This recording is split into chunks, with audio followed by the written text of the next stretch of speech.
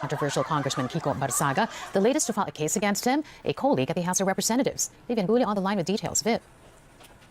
Hi, Carmina, Cavite 4th District Representative. Oh, hindi ba, lagyan ko lang ng premise, no? Kasi nung kahapon, 'di ba? Etong si Kiko Barsaga, I think it was yesterday ba or the other day na Kiko Barsaga was interviewed by Mon Tulfo, and the other one it's hindi ko talaga siya kilala. So, and then dun siya nag-announce no ng kanyang public apology. Maraming humanga daw sa gagong yun. Putsa ako hindi. Mama Rebit Giray. Hindi ako napabilib dun sa pag-sorry-sorry yun, no? Kasi mas okay kung haharapin niya, no? Harapin niya, tapos pagka sana nilabanan niya. Tapos kung that will be the time na ni-require. Kasi parang talagang, umamin kayo, no? Bogus lahat ng sinasabi mo, di ba? Tsaka kung magsusorry ka, no, parang yung sorry ni Anjo, 'di ba? Sa TVJ, ampaw, walang laman. Ganon din 'yun, parang ganon din yung sabi niya? To Eric Razon, apologies. Sabi lang.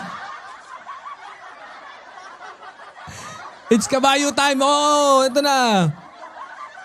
Kiko Barzaga faces another cyber libel complaint. House Deputy Speaker and National Unity Party Chairman Ronaldo Puno filed earlier today a cyber libel complaint against Barzaga over his social media posts accusing NUP congressmen of receiving bribes from businessman Enrique Razon ahead of the 2025 elections in exchange of support for former House Speaker Martin Romualdez. The complaint was filed before the office of the city prosecutor in Antipolo.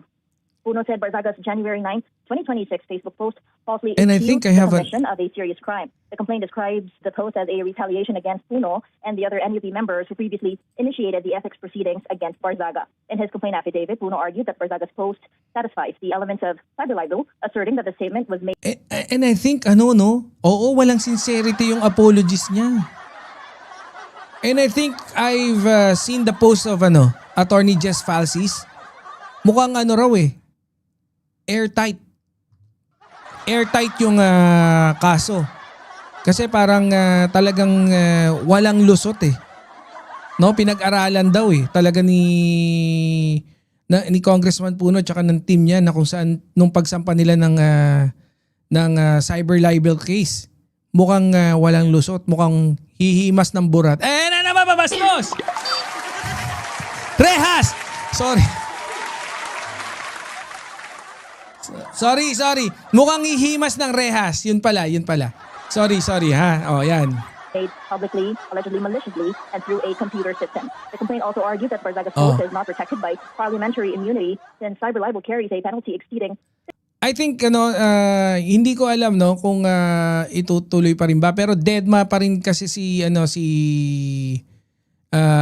Enrique Razon, and then maraming yung public clamor, especially mga tropahang suporte ng administrasyon, di ba? Tsaka yung mga bullshit kay is really shouting very loud na dapat tuloy pa rin, di ba? Kasi nga, ito naman kasing si ano ba tingin nyo kay Kiko Barsaga? Ano ba siya?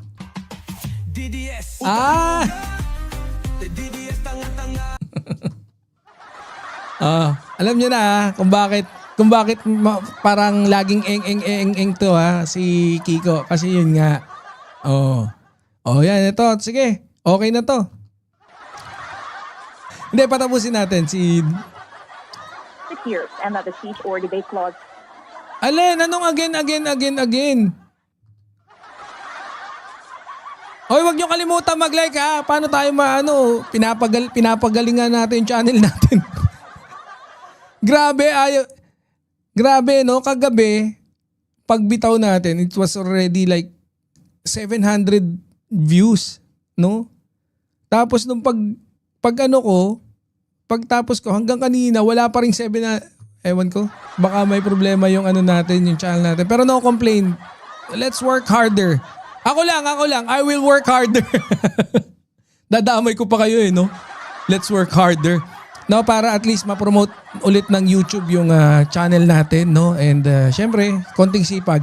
Tukmol na DD shit yan, meow-meow yan. Oo, nako, ginagaling si boss. Si Boss Axel eh. Ma'am Annalyn Ando, shout out.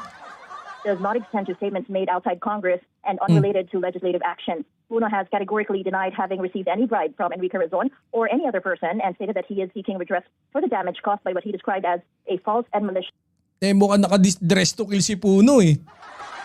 Naka-all black, mukhang pangluksaan na dati nga. Mukhang merong itutumbay. Wala, sa tingin ko, hindi atras to. Parang, yun ang masaklap, no? Inantay, mukhang sa tingin ko, Kiko, na-anticipate nila na magsasorry ka eh. Kaya yung mga baliw-baliwan moves, hindi gagana yan. Kunyari, baliw ka ha, ganon ha. Kunyari, baliw ka ha. Oh. Kahit totoo ka pang baliw, hihimas ka pa rin ng... Ay, hindi, mali. Hihimas ka ng rehas. Oh. public accusation. Puno also reserved the right to file a separate civil action for damages arising from the same act. Sought for comment, Barzaga said he will face Puno in court. Last week, Razon also filed a cyber libel complaint against Parang he will face Puno daw in court. Parang ganyan din yung pagkakasabi niya last time noon kay pag nahimas-masano yon. Boss Desert Spring, shout out. Barzaga for his social media posts that linked him to alleged corruption in Congress and bribery. Razon's camp said Barzaga's accusations... Ang tindi mo kasi mambintang eh. Talagang may conviction yung pag-fake news mo eh.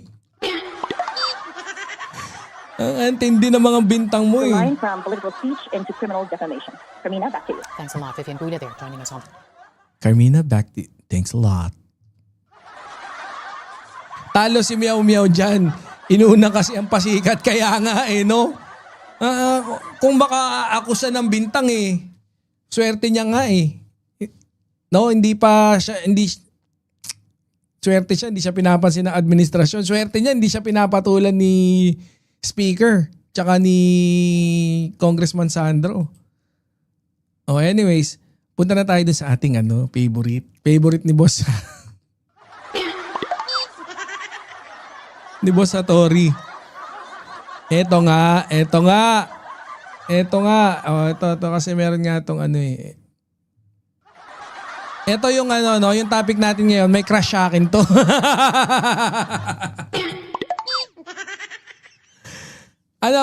Crush ako. Trip ako.